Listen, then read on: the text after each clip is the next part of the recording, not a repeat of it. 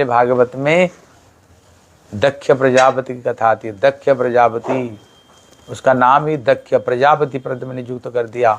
हाँ, सारे देवता लोग भी जिसको पूजा करते थे, सारे देवता लोग, लेकिन उनने शंकर जी की उन्होंने अपमान किया।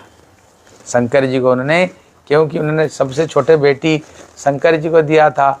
जब जिस समय प्रयाग में कुंभ मेला हो रहा था, सारे देवता लोग आए हुए थे और ये जानबूझ करके लास्ट में आया, सबके सब खड़े होकर के स्वागत किया, लेकिन शंकर जी, ब्रह्मा जी खड़े होकर स्वागत नहीं किया। ऐसे ऐसे देख रहा था कौन खड़ा हुआ और कौन मेरे को आदर किया, कौन मेरे खड़ा नहीं हुआ। देखा सबके सब खड़े हुए स्वागत किया, लेकिन ब्रह्मा शंकर जी स्वागत नहीं किया। बोले कोई बात नहीं, ब्रह्मा मेरे पिताजी है, कोई बात नहीं, लेकिन ये शंकर तो मेरे दामाद है और सबसे प्यारी सबसे सुंदरी बेटी मैंने इनको दिया, मतलब ये मेरे बेटा, दामाद बेटा होता है ना। और मैं आया, मेरे को तेरे खड़े होकर सम्मान भी नहीं कर पाए। भरी सभा में शंकर जी को इतने बुराई, देखो बंदर जैसे मुँह आँख वाले, धधुरा खाते हैं, शमशान में रहते, भूत पिशाच को साथ में रहते हैं, उन्मत्त, हाँ उन्मत्त, क्या गाली गलौज जो किया उनको, लेकिन शंकर जी कुछ भी नहीं बोले, चुपचाप होकर के चले गए। फिर उनको अपमान करने के लिए कनकले में फिर यज्ञ किया, सभी के लिए भाग दिया, लेकिन शंकर जी के लिए कोई भाग नहीं। बस माता सती ने जा करके बोले, शिव अगर 2 अक्षर कोई उच्चारण करे उसको कल्याण हो जाता है।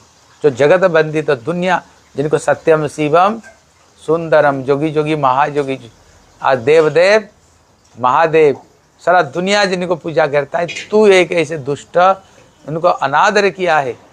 जब तक ये शरीर रहेगा दुनिया क्या बोलेंगे, मैं किसकी बेटी हूँ, बोले दक्ष प्रजापति का बेटी, तेरे जैसे दुष्ट का बेटी में धारण करूँगी। इसलिए बोले जिनका प्रिय ना राम वैदेही, तजियो कोटि वैरी समझ यद्यपि परम सन्निहि हैं।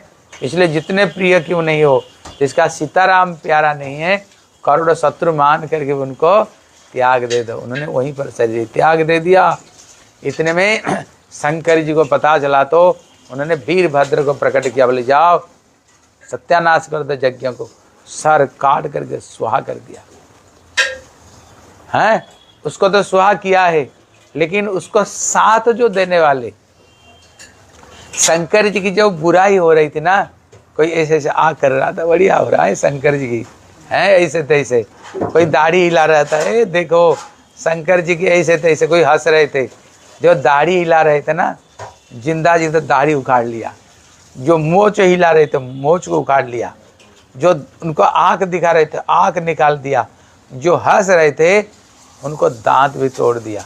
शिक्षा क्या देते हैं, अगर किसी महान पुरुष की, किसी महान व्यक्ति को अगर कहीं अपमान होता है, अगर उसमें कोई हंसता है, कोई दाढ़ी हिलाता है, कोई आँख उठाता है, उनको आँख भी निकाल दिया जाएगा, उसको दांत भी उखाड़ देनी चाहिए।